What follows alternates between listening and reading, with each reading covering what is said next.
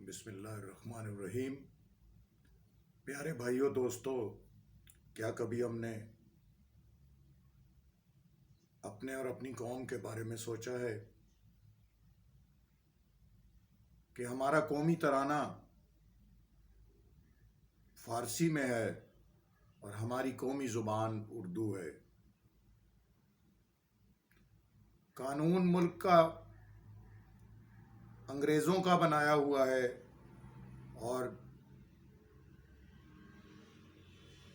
ہم نے آزادی انگریز سے حاصل کی ہے۔ مذہب ہمارا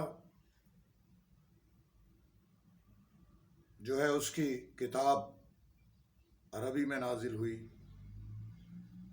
اور ہمارے ملک کا قانون انگریزی میں پڑھایا جاتا ہے،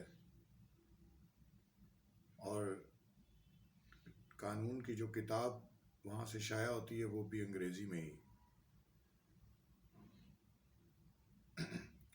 ڈرامے ہم ترکی کے دیکھتے ہیں، فلمیں ہم ہندوستان کی پسند کرتے ہیں، خواہش ہماری یورپین لوگوں کی طرح بننے کی ہیں، اور کہتے ہیں پاکستانیت کا جذبہ کسی طرح ابھر آئے۔ عادات ہماری جارحانہ ہیں، کردار ظالمانہ ہے، کھانوں میں ملاوٹ، کم تولنا، جھوٹ بولنا، رشوت لینا، زمینوں پر قبضے کرنا، رسا گیری کرنا اور سیاست میں منافقت عام ہے۔ اور ان خوبیوں کے ساتھ ہمارے خواب یہ ہیں کہ ہم مکہ اور مدینہ میں دفن ہونے کی خواہش کرتے ہیں کہ اللہ منو آج تے لے جائے اتھے کہ بس مدینہ دی خاک ہی نصیب ہوئے، مکے دی خاک ہی نصیب ہوئے، خاک کہ مجھے وہیں پر دفن کیا جائے۔ قرآن ہم پڑھتے پڑھاتے نہیں، دین سیکھتے سکھاتے نہیں، خود کو مسلمان کہتے ہیں اور اپنے آپ کو جنت کا پکا حقدار سمجھتے ہیں۔ مغربی جمہوریت کے ہم علمبردار ہیں،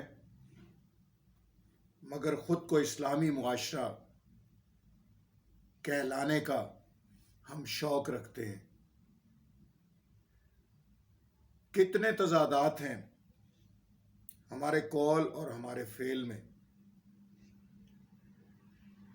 ہم بیج کون سا بو رہے ہیں اور کس فصل کی امید رکھ رہے ہیں، کتنا تضاد ہے ہماری سوچ اور ہمارے عمل میں، مگر پھر بھی ہم خود کو سب سے اچھا سمجھتے ہیں، جبکہ تمام تر برائیاں معاشرتی طور پر ہم میں موجود ہیں، اور تاحال ان برائیوں سے چھٹکارا حاصل کرنے کے لیے ابھی تک ہمارا سفر شروع نہ ہو سکا۔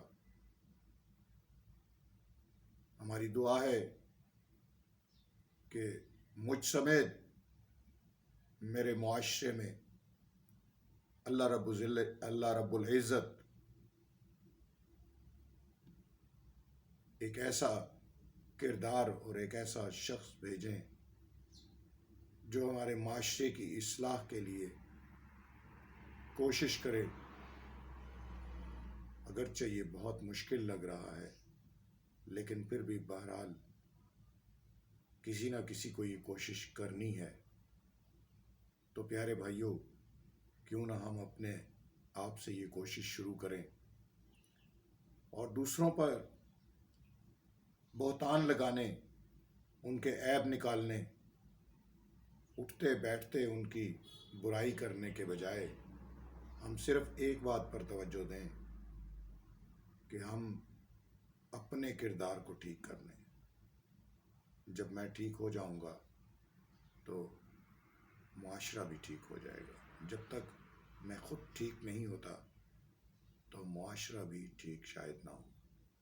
اس لیے ہم سب کو چاہیے کہ ہم پہلے جو بھی قانون دوسروں پر نافذ کرنا چاہتے ہیں وہ پہلے اپنے بدن اور اپنی سوچ پر نافذ کریں. اللہ میرا اور آپ کا حامی و ناصر ہو. انشاءاللہ آئندہ ملاقات تک کے لیے اجازت دیجیے. اللہ حافظ.